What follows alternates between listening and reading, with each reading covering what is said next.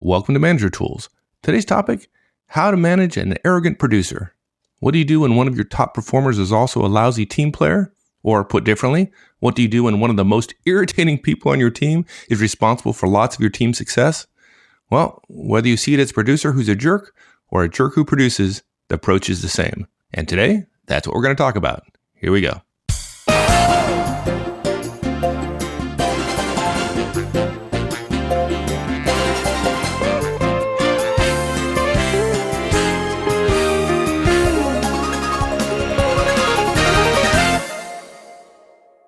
I got an email the other day, and I answered. I'd be interested to see whether you would answer it the same way. And the email was, what do you do when one of your top performers, a great performer, right?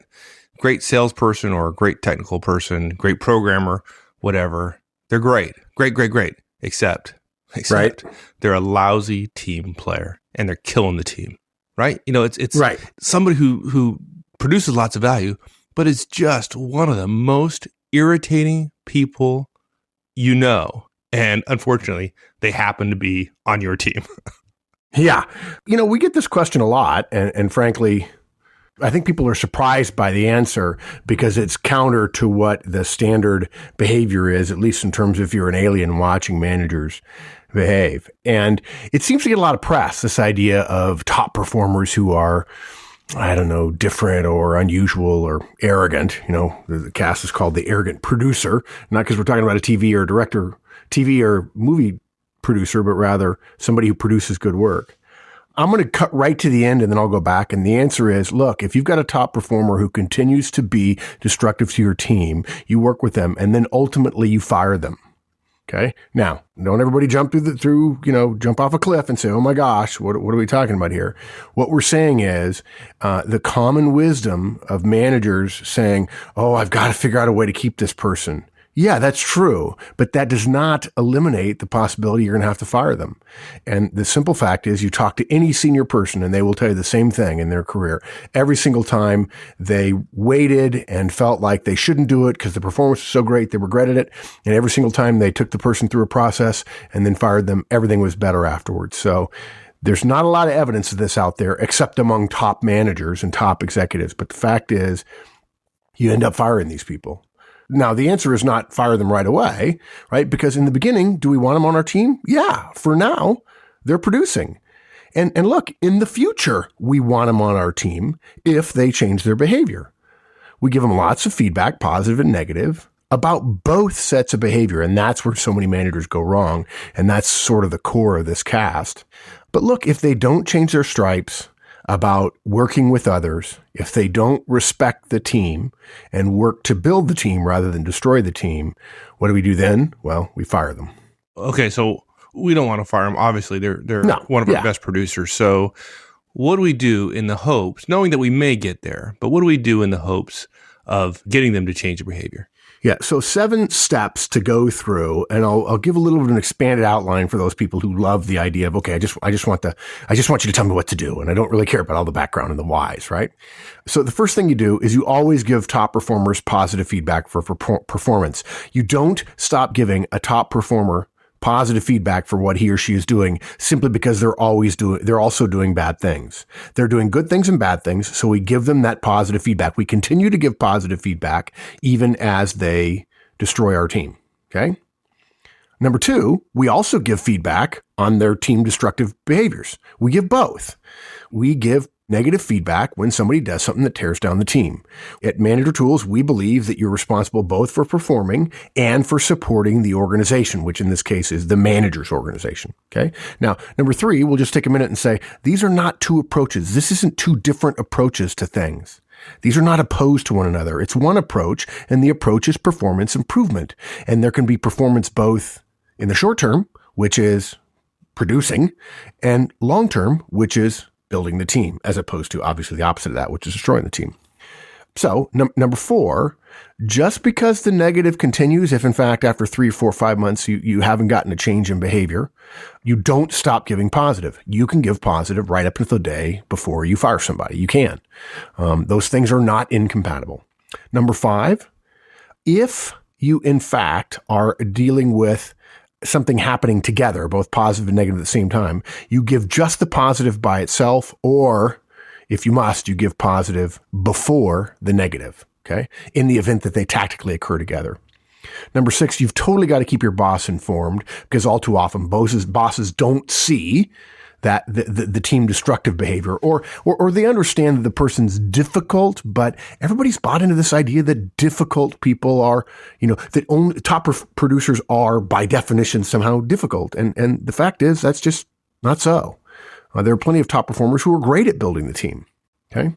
And the last thing is, yes, if they don't change, and we've worked with them, we've done our best, we've given them feedback, we've given them systemic feedback, we've coached them. If they don't change, you fire them, because no person is bigger than the team, period. Wow. That's a lot. And it's just the outline. So for those of you who just want really a 1-minute Manager Tools podcast with just the how to, well, that's it. There you go. Yeah, there you go. We'll see you next week. Yeah, good. Yeah. For those of you who want the details behind it, here we go. Yeah, because inevitably life and management is more complicated than just do that, right? And so people want to know the what and the why and the how.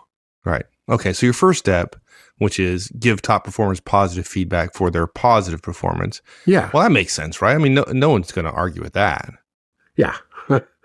Yeah, that's true. So why then would we say we wouldn't want to give a top producer positive feedback just because of some other things? I mean, if they're doing good things, we want more of that. And look, top performers, we don't just want more top performance from them. They want feedback from us for what they do well. They expect it. Effective managers want to give them the feedback because we know that good performance that we note is more likely to be repeated. Pretty simple. Yeah. And we want good stuff repeated, right? Yeah, exactly. Right. And what's funny about that is people make a mistake of believing that the opposite is also true, that if we give negative feedback, then that they'll change their behavior. Not necessarily so. Positive feedback increases the chances they'll do the same thing again. Negative feedback causes people, or punishment causes people to try to avoid punishment. Doesn't necessarily mean they'll do the right thing. Right. I think it's interesting here because it's pretty clear to me here that we're not discriminating between top performers who are nice and top performers who are jerks, right? Yeah, look, effective managers give frequent performance feedback to all of their top performers about their performance, regardless of other factors. Okay? And the reason we do it is feedback works. It's not rocket science. Look, just to be clear, if you believe you should not give performance feedback to your top performers, if you don't agree with that, stop listening. Because you don't get that, you don't get that, right? The rest of this is a waste of time. We're making an assumption here. We're covering it now, but we're covering our assumptions that you know that. If you've got a top performer, we're giving them performance feedback about their top performance, whether it's sales or engineering ideas or efficiency or project tasks completed or customer contacts or driving runs made without incident or maintenance logs kept up to date. It doesn't matter. If you have people meeting the standard and exceeding the standard, you want to tell them, do more of that. Yeah. Now, for those of you who know that you should be doing this, or at least know that it's more effective to give positive feedback to top performers, but you aren't. Well, you can keep listening too. Yeah, we wish they would, right? I mean, we'd love for people to give positive feedback. And we know your conscience, for most of us anyway, tells you that if you did it, things would go better.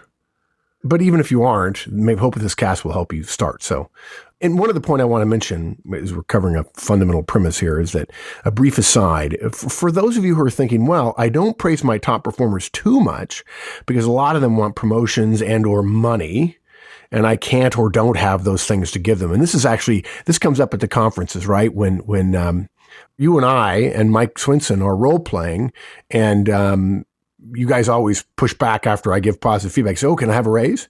And I say, no, very, very deadpan, no. And the audience always laughs. And it's funny. I think they laugh because, he said something I probably wanted to say, but didn't know I could. Yeah. So if somebody asks for a raise, you tell them no. But look, we know that's a fair concern. We know some of you have that concern about, they want more, and I don't want to give them positive feedback because they'll perceive that positive feedback is the promise of future goodness of some sort. And look, we know that you don't have all the tools you'd like. Wouldn't it be great if you could promote everybody every time they do anything? But look, that isn't really an argument against feedback. It's just a lament about the lack of rewards available to you, and it's probably due to budget. And look, we understand it. But again, for the 100th time, let's not make the perfect the enemy of the good. Rather than withholding feedback and praise and other free or virtually free consequences, if you will, for top performance, why not do what we can? The question is not, should I tell them this because they might want a raise? The question is, should I or should I not? What's worse, them asking for a raise and having to say no, or them doing good work and you essentially, in their minds, ignoring it? The answer, of course, is to give them the positive feedback. Just because feedback isn't enough for them doesn't mean it's not worthy and valuable.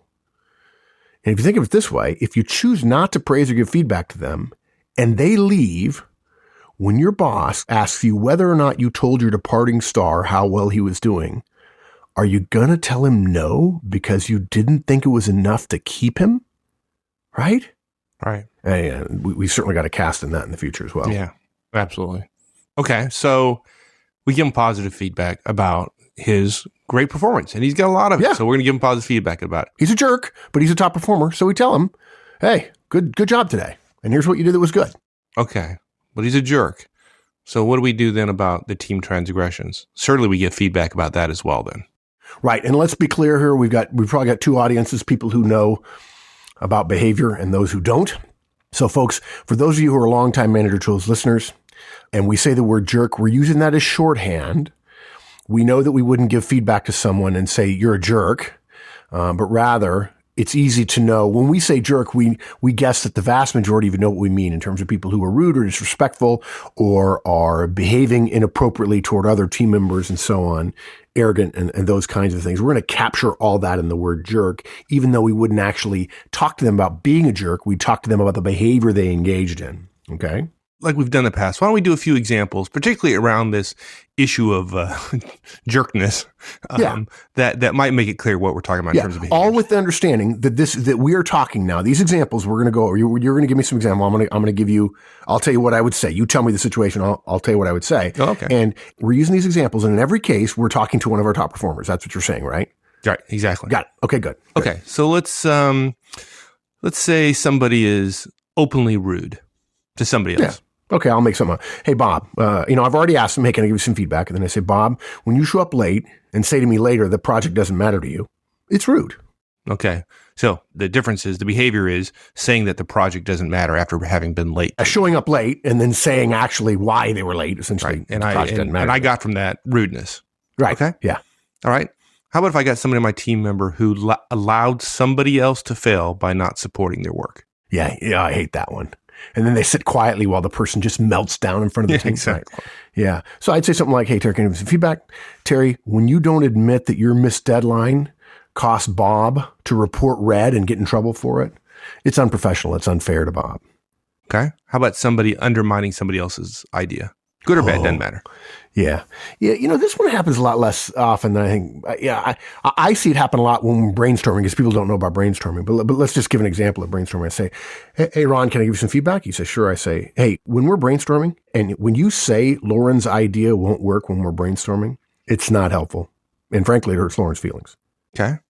How about if somebody did well, one of my directors did well, but did well because they got some help from somebody else and they don't acknowledge it. And frankly makes the other person feel bad. Yeah. Now, by the way, I'm going to give this example. Let me just go ahead and give the example. So I might say, hey, can I give you some feedback? And say, yeah, sure. Robin, when you don't mention that Terry came up with a central idea in your deck, and of course I know it, right? Because you told me about it. It makes her less willing to do it the next time. And it makes you look selfish. That's not good. What are you going to do differently? Right? Now, I want to make a point here. These are kind of soft examples. We choose these examples as soft because hopefully if I'm in a meeting with Mike, if I'm Mike's boss, and Mike points his finger directly at one of his associates, one of his peers, another direct of mine, and says, you're an idiot and I'm tired of listening to you. Okay? Hopefully everyone knows you've got to address that. Now, we would recommend you would address it with feedback. Although in that case, it would be, hey, Mike, can I give you some feedback? And I do this privately. I would say afterwards, when you talk like that to a coworker, I think about firing you on the spot. That's obviously a little bit of an egregious situation, or at least the thought crosses my mind, right? So what we're doing is we don't want to suggest to you that our definition of jerk is only people who are volatilely abusive to other people. There are people who destroy the team. I can think very clearly of somebody in the Midwest who top performer, brilliant, clever person, and was essentially spreading lies and rumors and deceits all around and whining and complaining and then saying, oh no, I wasn't doing it. Each one of the instances was almost benign, but not quite. Right? Right. But over time, it was just pernicious and evil. You put 100 of those together, it might as well be 10 really, really bad moments that are fireable offenses. So we chose a bit of a softer example here to show that 100 of these or 10 or 15 of these could be what we would consider a jerk, somebody who is destroying the team. Now, if they only do this once, it's not right. It's okay. You mentioned that. We're not talking about the person who does it once. We're talking about people who do this a lot. Well, these are the pernicious issues because these things are hard for most managers to give feedback about because it's not that big a deal. Yeah. Right. If somebody blew up in a meeting and was screaming in somebody's face, most of us either participating on this call or listening to this would agree that we'd do something about it. But these things, it's easy to turn your head and look the other way. Right. Okay, so now help me here a little bit. Are you suggesting recommending two different approaches, one approach for positive things and one approach for negative things? Is that where we're going? Yeah. No, this is really kind of, I try to avoid theory, but I want to make clear why we're doing this. It's one approach, and it's all about, it's essentially one of the core things managers do, which is performance improvement. Both of these ideas make sense on their own. It's just the complexity of people that makes it harder, right? People do good things. One guy does one good thing and one stupid thing today. Somebody else does a smart thing tomorrow and then an ineffective thing the next day. We all do well and poorly at various times. None of us are perfect none of us are 100% perfect or 100% evil, right? And one of the underlying principles of this cast is that we are not judging or evaluating the person when we give feedback. We're commenting about their behavior. The person is not the behavior. The behavior is not the person. We want more of the good behavior and less of the bad behavior. It's reasonable for us to want both of those, and so we talk about both of those. This is about improving the performance of the organization, not about attacking somebody. And folks, don't listen to those people, and there are a lot of them, and a lot of them are medical professionals, mental health professionals who say we must be delicate in commenting on. And by the way, relatedly, I think there's a fair share of them in HR as well. People say we must be delicate in commenting on people's performance because some people see themselves as inextricably linked to their work. And any criticism of their work is a criticism of them. And to tell you the truth, the high C's who are listening, you tend to lean that way a little bit more than some others. But that said, the mindset that you can't criticize, that you shouldn't criticize somebody who's destroying the team, suggests that these people whose work is tied to themselves are people who we can't ask to change, which is not only false, but it's not compatible with the world we live in today and the rate of change we have. Right. And be really clear, though, folks, feedback is not criticism. Yeah, criticism is critical. It says, I'm critical. I disagree. What you did was wrong. And feedback simply says, you did X. Here's the result. Hopefully you can see this result is not what we want. Could you change that? And as you've said before, when you give feedback, you have to be able to do it and almost laugh about it.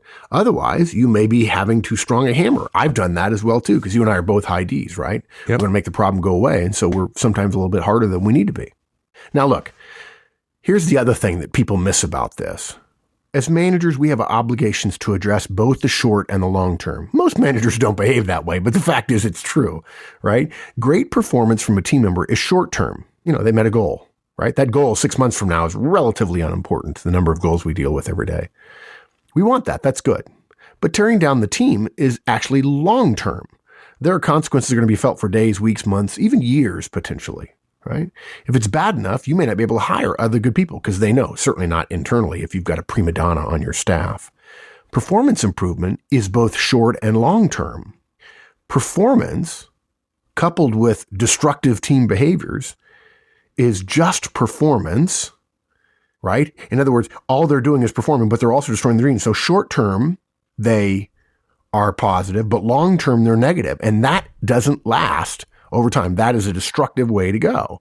And managers must have both performance and improvement. Okay? And improvement means change in everything, not just in work product. Okay, well, let's get to the crux of the argument here, because I know folks have this question in their mind. Okay, I'm going to admit it. I'm afraid if I tell my top performer that he has a problem, he's going to withhold his top performance. And I will ruin all the goodness that was happening. Yeah. By giving feedback on the negative. Yeah, there's almost there's two sides of this, and one of them has two parts. The withholding could be he just doesn't work very hard. He says, well, heck with you. The other one is he quits, right? Okay, but let's address the fear that managers have first. If your top performer withholds performance, your performance as a team is going to suffer. You as a manager are going to be accused of ruining a top performer. Look, we're not going to kid you. That's a danger. And the biggest part of addressing that, because we're manager tools is not no risk manager tools, right? We're going to give you a path that is the least risk. And we're going to point out how what many managers do is much more risky than they realize, particularly when you consider long term, right? The biggest part of this is keeping your boss informed so that so your boss says, when somebody says, how do we lose this top guy? He's good. Well, you don't know it, but he was abusive. You use that word with senior people, they'll be like, okay, fine, let him go, right? But look, there's more. Over and over again, we've seen it. Letting go a top performer who's a jerk frees up all kinds of other performance from the rest of the team. And it's really, folks, it's as much, if not more, than what you think you were getting from the jerk. Now, we know there's a risk, right? You have to hope that's true. But over and over and over again, Mike, have seen it, that it frees up all kinds of withheld performance from the rest of the team. And look, there's more. What if the person's a jerk, and then you got 3 people on your team who leave because of the jerk? Right. Yeah. Right. And look, and wouldn't you say also, Mike, that they're not just leaving because of the jerk, they're leaving because of you too, because they believe you have an obligation to address the jerk's behavior. Yeah, and when you don't, they leave in part for the jerk, in part because this guy clearly is not going to be a great boss. He won't stand up to this guy, and this guy works for him. Yeah, I'd almost argue that they're more leaving because you're not doing your job than they are because of the jerk. Yeah. So look, even if you lose your top performer, you might say, well, okay, fine. If one person leaves, I'll be okay. But look, if 2 or 3 people leave because they stick around, there's no way the math works that the top performer produces as much as 3 people, right? And look, there are all kinds of books out there about managing special people. They're often built on this idea that this person you're managing is the only one in the world. Folks, it's never true. The really bad ones count on you thinking about this, but it's just never true. And then let's even get further to the bottom line. What if your top performer stays, but withholds his best performance? Okay. Now, what do you have? You have a jerk who's not a great performer. Who wants that? I mean, essentially, that's the trade-off you're making. You're saying, I want that, or I'm willing to tolerate destructive behavior in return for that. Look, if you have there are really 2 problems here: a poor performer and somebody who's emotionally immature enough to pout about it. Who wants that on the team? So what we do is we talk to them about it. And if they pout, we absolutely get rid of them, because we don't need a low performer who's a pouter as well. Yeah, good point, because they've really got 2 problems, right? They're a poor performer and someone who's emotionally immature. Right. Yeah. Exactly. Yeah. Who wants that? Yeah. All right. So I've given him positive feedback about his good performance. I've given negative feedback about the poor performance. So what do? I've been doing this, and the negative performance keeps continuing.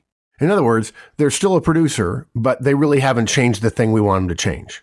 Yeah, exactly. So, do I stop giving them the positive feedback? No. So I'm not definitely not. The positive feedback we give these folks is often what keeps them around long enough to hear the negative feedback and to act on it. What too many managers do, and please, folks, I'm not casting aspersions. I can remember thinking that if I've got a jerk and a top performer, if I want to change the jerkness, I just shut up about his top performance and focus on the jerkness. Well, if he's been told for a while he's good, and then all of a sudden all you're doing is focusing on the negative, he's going to have a case, regardless of whether the case is really powerful or not, saying, all this guy talks about is my negatives. He ignores my positive. And so we want to give the positive, so he keeps coming back for the positive, and yet we keep giving him a chance to give negative. So look, you can give positive feedback. I think I said this in the longer intro. You can give positive feedback about performance right up to the very end, the day before you terminate him. Right? Yeah, I think people have a problem with that generally. I just think that is just counterintuitive to most folks. That fact that I could give somebody positive feedback the morning that I fire him in the afternoon. Yeah, in a way, I almost feel like One of the ways I've told managers before is to think about how you're going to feel tomorrow after you've fired somebody. And I feel like if I fire somebody on Tuesday and Monday he produces something great, but I've got to fire him because my company says the first responsibility is to its employees, let's say. I feel like I can go back to that guy later and say, if I were to have a conversation with him and say, you did great work, and I'm sorry you didn't see that change. I talked to you about it for 6 or 9 months. But I hope you'll continue to try to change and give that great work to somebody else. I feel like it makes me feel better the day after to be able to say, did I treat him fairly? Well, fairly includes both. That's great. And I won't tolerate that because people are complex and we don't want to ignore a part that has value. So you recognize both. When they're doing both, positive in performance and negative in team, then you talk about both. And by the way, this is an easy one to talk about, but there's also a reverse of this. What about a person who's just great for the team, but a poor performer? You can give them positive feedback for being great for the team. You can tell them how wonderful they are to have on the team and how much everybody likes them and fire them for lack of performance over time as well. Same thing true. This one is a little bit more spicy, but fundamentally true because the underlying principle is what's so important. Yeah. Okay. How about another kind of difficult situation perhaps, which is I go to a meeting and my jerk performer's in there, and he's got a great idea in the meeting that everybody likes, right? Right. But he's also a jerk. Yeah. How do I attack that? Do I ignore one and do the other, or focus on the positive, focus on the negative? What do I do there? Yeah. Managers say, I'm afraid if I tell him about the poor behavior, he's going to get ticked off and say, you're blind to how good I am. You're discriminating because others are whining about the fact that I'm tough on them. I saved that meeting. I'm the one with the great ideas. And all you have to do is, all you have to say to me is I irritated somebody. You're biased. I'm going to HR. You got it. Exactly. Yeah. And of course, look, folks, if anybody ever asks to go to HR, if you're in a company big enough to have HR, you should walk them there. The last thing you want to do is be seen as standing in between your team and HR. But look, really what it boils down to, if you've got a win and a loss, if you will, in one meeting from one person, and it doesn't have to be in a meeting, it could be over the course of a morning or something, you really have 4 choices. You can note the positive alone, you can note the negative alone, you can note first positive and then negative, or other way around. We rule out only talking about the negative usually, because if they're sensitive, they'll do just what we described and they'll cry foul. Okay. And we don't want them to cry foul. We want them to change their negative behavior. Okay. It's not our job just to tell them they're doing wrong. We want to tell them in a way that increases the chances they'll change. Okay. And for the same reason, we rule out talking about the negative before the positive. If you say, can I give some feedback, and you focus on the negative, they'll say, well, what about my great idea? And then if you then say, well, I was also going to give feedback about that, it's too late. They've already had an emotional response, right? So the only question is, so really that only leaves the positive or giving the positive first. And what we recommend is 2 pieces. One, in the beginning, we recommend positive alone. Why is that? Yeah. The majority of these high-performing jerks know they're jerks and hope their performance shields their other habits. But they know they're doing it. What often happens is we ask if we can give them feedback, and they assume it's going to be about the destructive behavior. If you're a manager who's already telling your folks good and bad stuff they do, when you give feedback, there's a natural tendency, even if you do it a lot, for a 51-49 bias, even if you've done it 100 times, assuming it's going to be negative. It's just a function of role power in organizations, right? They assume it's going to be negative. When we focus on the positive, they end up walking right along with us and say, oh, gee, I thought you were going to mention that other thing I did. Let's role play that a second so people can hear what that sounds like. So I'm the jerk. You give me some feedback. Oh, good. I like this part. Yeah. Can I give you some feedback? Sure. Look, when you come up with an idea like that, it saves us time and money. It's pretty impressive. It was pretty clever. Well done. Thanks. Oh, wow. Okay. I thought you were going to mention the part where I was pretty hard on Bob. I thought that's what you were going to talk to me about. So good. Okay. Yeah. I'm not going to tell you I didn't notice that. I'd like that to change too, but I did want to say well done on the idea. Oh, okay. Thanks. Now, look, some people are going to say that's an excessive focus on the positive, right? But look, we're recommending this in the event of both positive and negative together in the beginning of working with them on changing their behavior. This is a very narrow scope, and it's always the question we get. Well, what if they happen together? What do I do first? Okay. If you have to choose positive and mention the negative if in fact they allude to it in some way. if they have a problem, right? And let's assume they're going to a lot of meetings, just like everybody else, they're going to have a chance to show their jerkness again. Yeah, no problem. But without a great idea, right? Exactly. Where you don't have to choose, where it's not happening together. They're going to engage in some objectionable behavior without the cover of top performance. Look, in those instances, you give them just negative feedback. You don't look for something positive. We're saying if they happen together, start with the positive. But now, on the other hand, let's suppose we've been working with them for 3 or 4 months and there's still no change. Maybe they're still a top performer, but they're destructive as well. When we've given them both positive and negative feedback about the performance and also about team destruction, then we can switch. And when they do both together, using our analogy, or using the definition together, meaning roughly at the same time, we then address only the negative after we've been working with them for a while. And they're going to note the change. And our change, there's a reason for this. It's based on the increasing risks of their continued lack of change. You don't do this after 1 or 2 times. You do it after you've been given steady feedback after 3 to 4 months. The mistake most folks are going to make is they're going to do it 1 or 2 times, and then they're going to jump into this and forget that you said, you've been doing this for 3 to 4 months. Yeah, exactly. 3 to 4 months, 3 to 4 months, 3 to 4 months. Look, there are going to be other moments when we can give them positive feedback for good performance. And there are going to be other moments when we give them negative feedback for things that are destructive to the team. But when they happen together, later in the process, lead with the negative. And you don't need to mention the positive afterwards because they probably won't hear it. Okay. Let's go back to the risk part of this, because you said in the beginning of this, there is risk. This isn't, no risk manager tools. There's risk associated with this strategy. So how do we mitigate that? What do we do to mitigate that risk? Yeah. Speaking of risk, it's funny when we recommend something that's countercultural, which, by the way, this cast surely is. I mean, it's effective, it's right, but it's countercultural. And that's part of the reason we're doing this, because the practice of management is not all that great across the world, right? Regrettably so, right? People say, well, the risk of what you're doing is this. So, yeah, part of the reason management's messed up is that everybody knows the risks of something new because there's an inertia about doing what you've always been doing. But the fact is that what we're recommending is way less risky than what most managers do, because everybody complains about it. Why can't we get rid of that guy who's a total jerk?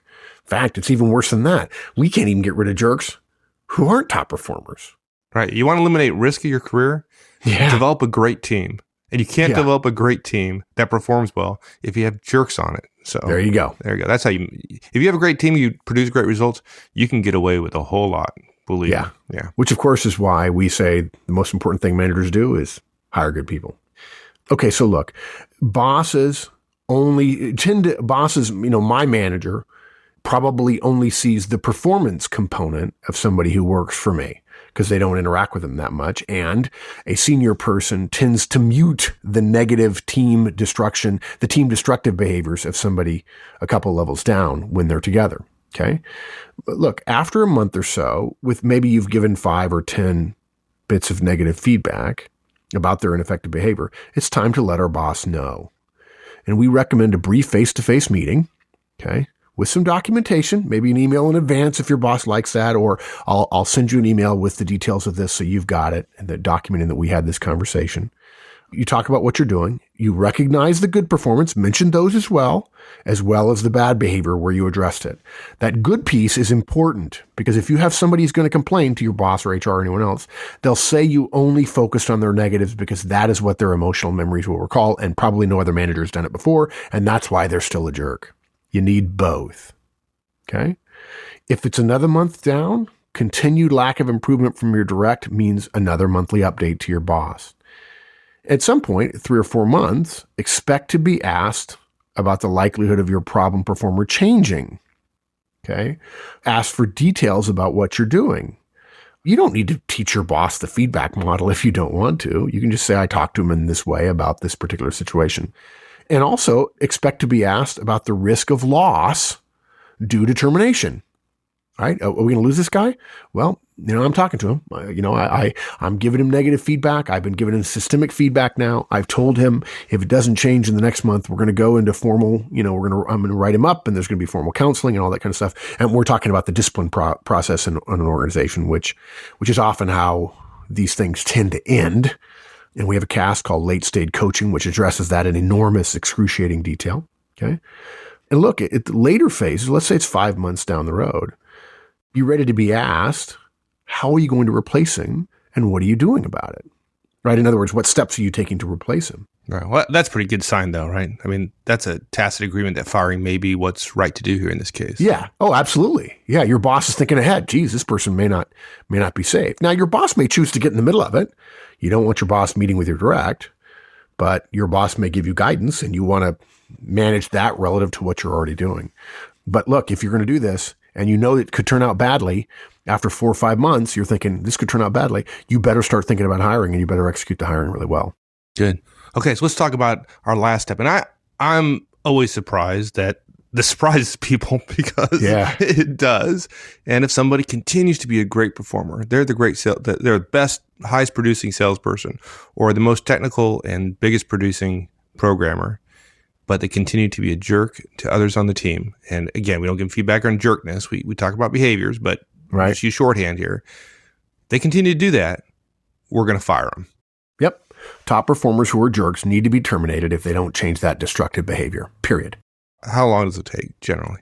Yeah, it depends on a lot of factors, really. For most situations, faster than 3 months without some enormously bad behavior, like repeated loud verbal abuse or something like that, is way too fast.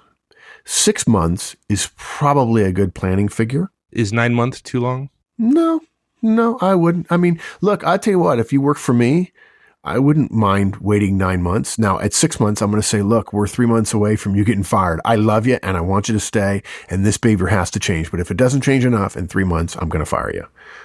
I love you and goodbye. There's no shame in giving somebody more time. Look, if they're 35 years old, they've been with the company for 15 years. It's not like they became a jerk in the last 2. Oh, that happens. Don't get me wrong. But probably this person's been allowed to believe that this is okay, even though privately their conscience tells them it's not. But nobody else has done the right thing. So waiting a little longer, taking a little more time, saying, look, I'll give you another month, but that's it. Anything more than 9 months with a continued failure is probably too long.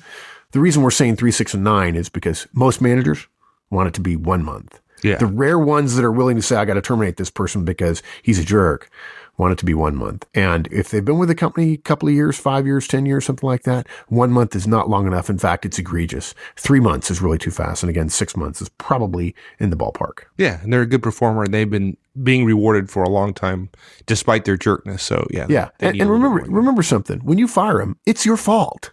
You did it. Right? I mean, you didn't change them. You're supposed to be a good enough manager. They work for you. You've got more power than them. You're supposed to figure out how to change them. And if they don't, you have to admit failure. Every firing is a failure on the part of management. So just wrapping up real quick here. An effective manager asks all of her team to improve in all areas all the time. Team behaviors are part of overall performance. So we can and we really must ask our directs to meet some reasonable standard to work well with others and to collaborate. If one behavior is effective and another one's ineffective, it doesn't confuse people to get feedback, positive feedback on the good stuff and negative feedback on the bad. Ask people to improve. Success in one area doesn't reduce the requirement to improve in the other area, particularly if it's team, creation and building of the team. If your top performer insists on being a jerk after months and months and months of work, tell him you're going to fire him if he doesn't change. And if he doesn't change, fire him. And real quickly, the 7 points. Top performers get positive feedback for performance. Top performers also get negative feedback when they destroy the team. That's not 2 different approaches. That's just performance improvements, plain and simple. Don't walk away from giving positive just because the negative continues. Keep giving the positive. When they happen together, give positive alone or then gradually move the other way. Keep your boss informed. That's a risk mitigation factor. And again, last step, fire them if you have to. But we hope you don't because you're good. There you go. And if you follow these steps, you will be good. Yes. All right. All right, man. We'll see you next week. Thanks, partner. All right. See ya. Thanks, everyone. That's it for this week. We'll see you all again next week. In the meantime, if you haven't checked out our Effective Manager Conference, please do so. Details are on the website, www.managertools.com. We're coming to both Orlando and Chicago in the near future, and we'd love to see you there. All right, folks, we'll see you next week.